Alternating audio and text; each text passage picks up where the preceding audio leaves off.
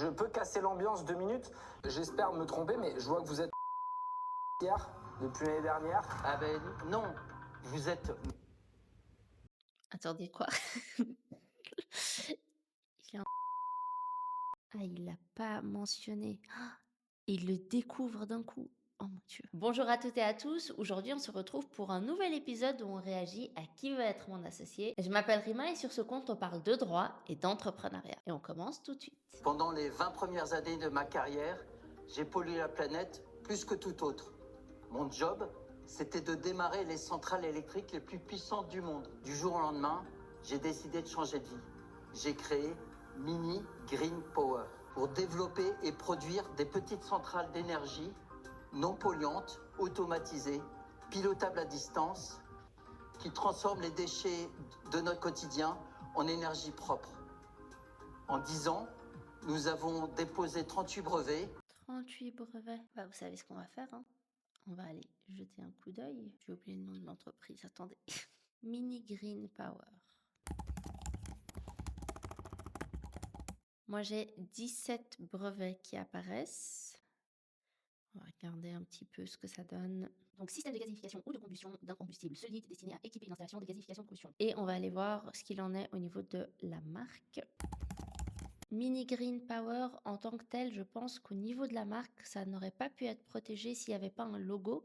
Là, on a un logo qui est spécifique parce que je pense que ça aurait été trop descriptif. Je pense que si on devait le traduire en français, ça aurait été mini système d'énergie verte.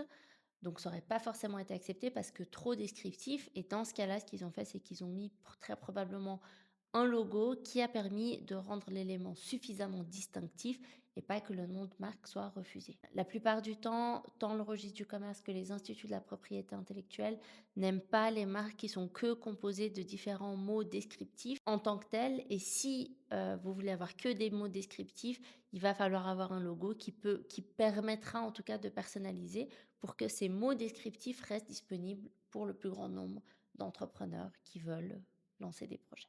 Donc là, on voit qu'ils ont fait le dépôt en France et on est dans des classes qui sont tout à fait classiques dans ce domaine-là. La classe numéro 9, instruments et appareils de mesure, tout ce qui est appareils de chauffage, production d'énergie, recherche scientifique pour accompagner justement cette activité et services d'agriculture, horticulture et sylviculture. Je pense potentiellement que l'aspect green, c'est peut-être eux qui s'en chargent. On va voir ça par la suite. Comme toujours, hein, je devine des choses alors que je pourrais juste regarder. Mais voilà, marque protégée uniquement en France. Ah, on voit qu'ils ont plein d'autres marques. Ils ont Mini Green Power, l'autonomie énergétique bas carbone. Ils ont GazoClean. Ils ont Mini Centrale Verte, Mini Green Plant, Mini Green Power, Mini Green Wash. Non, ça c'est pas eux. Voilà. Donc ils ont quand même toute une série de marques qui ont été déposées. Et toujours exclusivement en France. On reprend. Qui transforment les déchets de notre quotidien en énergie propre. Sur le papier, le projet il a l'air incroyable. Hein. Pour l'instant, ça a l'air assez bluffant. Nous venons de signer un contrat de 50 millions d'euros avec un acteur international des déchets et nous prévoyons de réaliser plus de 250 millions d'euros de chiffre d'affaires d'ici 2030 et de devenir leader français d'ici 2 ans, leader européen d'ici 5 ans et leader mondial avant 10 ans. Eh bien, s'ils veulent s'étendre à l'Europe, il faut... J'ai l'impression que je dis toujours la même chose, mais il faut penser à protéger sa marque à l'international. Je vous propose 5% du capital de ma société contre 1 million d'euros. Évidemment. On a une société valorisée à 20 millions d'euros. Bon, j'allais dire ce qui est quand même beaucoup dans l'émission, mais en fait, c'est pas vrai. Je sais pas du tout d'habitude combien ils investissent dans l'émission française. Et de façon non polluante. Comment ça Attendez, marche faut juste qu'on Comment ça comprenne, marche Parce que j'ai pas compris le procédé. Voilà. Alors, nous, C'est difficile pour eux d'investir dans des projets où, de base, ils n'ont pas trop l'air de comprendre ce qu'ils fait exactement. Enfin, là, quand on regarde, moins qu'on soit un peu un spécialiste du domaine, on n'a pas trop de moyens de comprendre exactement ce qui se passe, s'ils le font bien, s'il n'y a pas des concurrents qui le font mieux, quel est leur avantage compétitif par rapport à la concurrence, est-ce que c'est une technologie qui est optimisée au mieux ou pas, enfin je pense que c'est assez délicat de... Alors bien évidemment, je pense pas qu'ils investissent directement, mais sur le principe, si on devait faire une simulation, il y a quand même beaucoup d'informations qui sont nécessaires. Ils sont pas en train d'investir dans une boulangerie. Là, il y a quand même des éléments techniques qu'il faut quand même pouvoir maîtriser avant de se lancer dans des investissements pareils. Le cœur de notre technologie, c'est d'avoir développé un réacteur innovant à 3 étages de combustion. Il y a de l'intelligence artificielle là-dedans. De nouveau, il y a de l'intelligence artificielle là-dedans. Comment... On n'a pas beaucoup d'informations. Et donc nous sommes une entreprise à mission. Donc plus important que tout, c'est nos valeurs. Et là, ce qu'on cherche, c'est vraiment changer le monde. Avoir une valeur qui guide un peu le projet entrepreneurial, c'est quelque chose qui devient de plus en plus nécessaire parce qu'il y a tellement de concurrents, tellement d'entreprises qui font la même chose que on attend aujourd'hui de plus en plus des entreprises qu'elles aient des vraies valeurs sur lesquelles elles basent leur activité et qui guident un peu toute leur démarche entrepreneuriale de pourquoi ils sont en train de développer ce business-là. Et là, lui, il l'a très bien fait au début en disant que c'était sa propre expérience, qu'il a des enfants, donc qu'il s'intéresse au futur de la planète de ses enfants. L'aspect écologie, il ressort énormément et on voit qu'il y a cette partie très émotive où il parle de sa vie à lui, de ses enfants, etc. Je peux casser l'ambiance 2 minutes. J'espère me tromper, mais je vois que vous êtes en redressement judiciaire depuis l'année dernière. Ah ben non, vous êtes... Attendez, quoi? Il est en redressement judiciaire. Ah, il l'a pas mentionné. Ah, il le découvre d'un coup. Oh mon Dieu. renseigné. Alors, pardon, excusez-moi Anthony. Ah bah tiens, moi qui commençais à m'ennuyer, je comprends pas l'intérêt de cet épisode. On est résilient, on s'arrache. Et en fait, ce qui s'est passé en septembre l'année dernière, on a eu un incendie sur notre ailleurs, sur notre usine de production. Ça a brûlé. Pendant 4 mois, on s'est retrouvés sans pouvoir livrer nos clients et sans pouvoir ça. Ok, et donc Redressement judiciaire, on est ressorti en juillet. Pardon, je me suis immergée dans le truc. En Suisse, on n'a pas le redressement judiciaire en tant que tel, mais on va avoir le sursis concordataire qui va permettre, par exemple, aux débiteurs ou aux créanciers de demander au juge de mettre en place un sursis concordataire qui va permettre à l'entreprise de se remettre sur pied avant de tomber en faillite. Donc là, je pense que c'est l'équivalent en France de ces redressements judiciaires où l'entreprise est un peu mise sous curatelle, disons. À un contrat d'exclusivité sur 5 ans, acheter une machine de 10 millions d'euros, de 10 mégawatts chaque année. Et si vous avez ce contrat, vous allez voir n'importe quelle banque et elle vous avance un Ah ben non, million. non. Ah ben non, non. Et vous savez ce que c'est. Déjà, il y a des banquiers qui vont dire, comme Anthony, Ah. non mais attendez, vous avez été en RJ, ou là parce là. que vous je l'avez vais pas, attendre. vous l'avez pas dit dans votre pitch et ça me semblait logique d'avoir la mais transparence. merci. En plus, c'était intéressant de dire on a été en redressement, mais regardez, on s'est battu. Alors ça, c'est assez vrai qu'en principe, bien évidemment que quand une entreprise, quand un investisseur investit dans une entreprise, on doit avoir tous les éléments relatifs à cette société. Quand il y a un nouvel associé, un nouvel actionnaire qui rentre dans une structure, on doit vraiment avoir tous les éléments, les relations contractuelles qu'il y a, l'état des finances, les partenariats qui sont conclus, les relations avec les employés, tous ces éléments doivent être vraiment passés en revue et de manière assez détaillée pour savoir exactement dans quoi on investit. Là, je pense que c'est un petit peu la mise en scène où bien évidemment, il fait son pitch, on n'a pas forcément ces informations-là. Et de manière un peu aléatoire, Anthony Bourdon se rend compte qu'en fait, il y a un redressement judiciaire. Et là, je pense que ça brise aussi quand même un peu la confiance.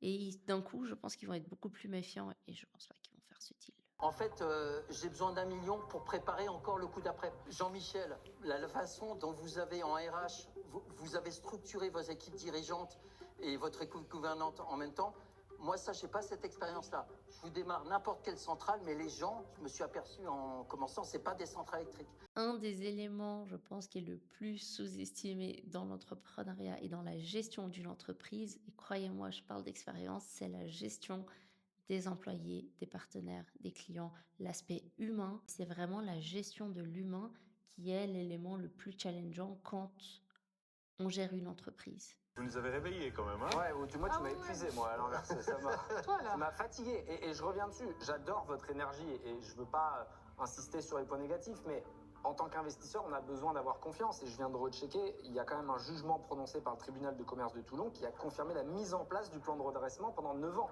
C'est-à-dire que vous n'êtes pas sorti de l'affaire. Pendant 9 ans, vous avez un mec au-dessus de vous qui vient vérifier. Vous êtes en continuation. Mais vous êtes en plan de redressement. Donc je comprends que vous ayez envie de vous battre, mais nous, en tant qu'invest, surtout quand on doit mettre une patate, on a besoin Alors, d'avoir... excusez-moi, les infos. mais je vais...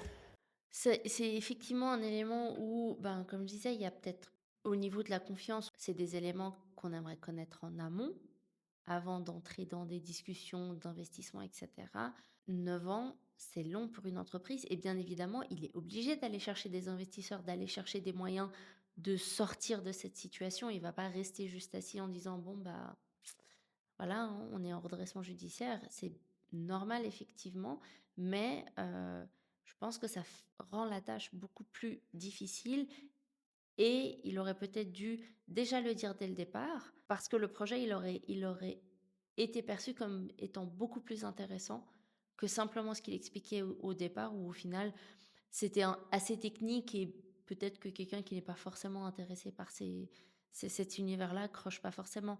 Alors que s'il explique, voilà, on est dans une situation de redressement judiciaire, on se bat, on essaye vraiment de remonter la pente, voici les contrats qu'on a réussi à obtenir jusqu'à présent, etc. Ça donne déjà plus envie à certains investisseurs de se dire, ok, moi je suis prêt à l'aider, je suis prêt à me battre avec lui et on va aller dans cette aventure ensemble. Je pense pas que c'était une très bonne stratégie de ne pas en parler dès le départ. Je vais vous dire pourquoi c'est important ce qu'il dit.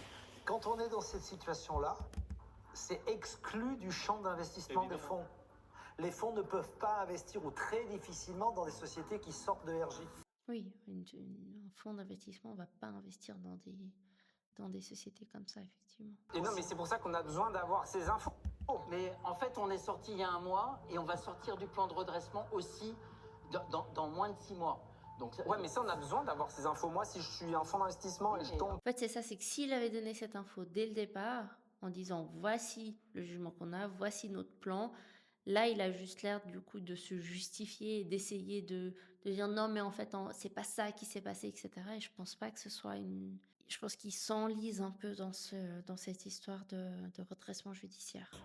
hasard sur un plan de redressement, c'est-à-dire que vous êtes surveillé quand même jusqu'à la sortie et vous dites dans 6 mois, mais là pour le moment le jugement il dit 9 ans. Et il a raison. Imaginons qu'on ne sait pas. Et on regarde ça, tout de suite on se barre, quoi.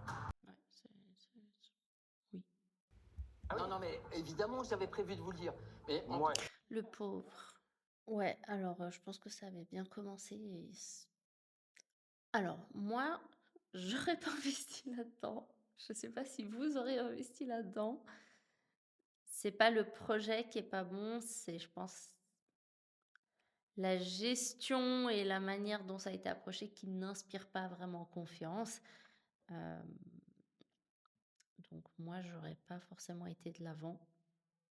Il a l'air très sympathique, ce monsieur, mais je pense qu'il y a certains éléments qui auraient dû être annoncés dès le départ et je pense pas qu'ils vont investir non plus. Essayez peut-être de canaliser un peu tout ça, d'arriver avec des trucs plus simples et vraiment carrés. Et voilà, moi je vais pas vous suivre parce que 1 million, si je l'ai, je le mets plutôt dans mes projets à moi qui sont dans le même état. Hein. Voilà, donc il n'y a pas de jugement de valeur. C'est pas le genre de dossier dans lequel je vais aller. Donc du coup, je suis désolée, mais j'irai pas avec vous sur ce coup-là. Même si on vous dit, allez, on vous donne le million, C'est le Eh début. ben, C'est le début. ça va partir dans votre cheminée avec la même vitesse. Donc, trop risqué, en tout cas pour moi, pour y aller, je passe. Il y en a 3 qui ont refusé, mais je pense pas que les 2 prochains vont accepter. En plus, vous n'avez pas été transparent parce que vous me dites, je l'aurais dit, mais en attendant, vous ne l'aviez pas fait. C'est une comme minute moi, 30, ma copine m'a trompé, elle voulait me le dire, mais elle avait oublié, tu vois. Mais c'est moi qui l'ai découvert en prenant son téléphone. Donc c'était moyen. Et la réalité, c'est qu'on rattrape jamais, en tant qu'investisseur et encore plus business angel, un couteau qui tombe.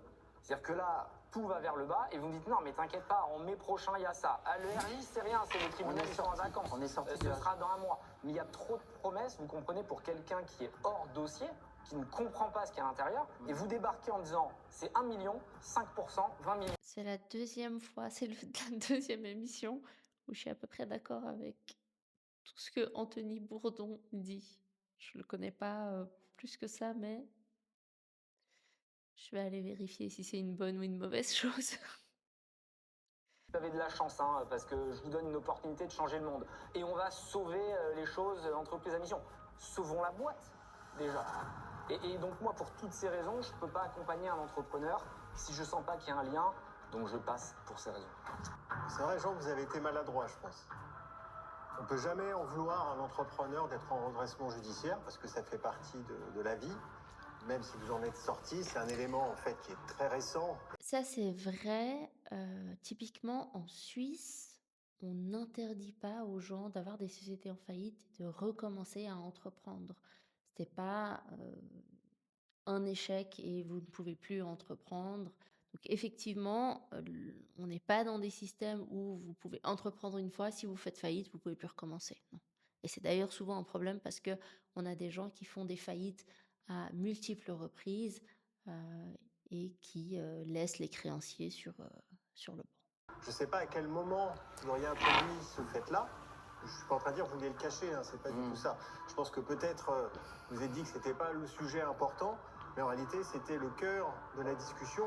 Et peut-être qu'en partant de là, en expliquant la situation et en structurant peut-être un petit peu plus le discours, ça aurait peut-être pu fonctionner. Je dis peut-être parce que 1 million d'euros comme ça, c'est juste pas possible. Ouais, c'est ce que je disais, c'est que si dès le départ, il avait un peu fait son storytelling autour de ce redressement judiciaire, bah là, ça aurait été plus crédible et il y aurait eu une envie de certains de ces investisseurs de dire, OK, on y va, on y croit, on y croit, oui, on y croit. Moi, je pense que je peux t'aider sur ces aspects-là. Et il y aurait eu cette volonté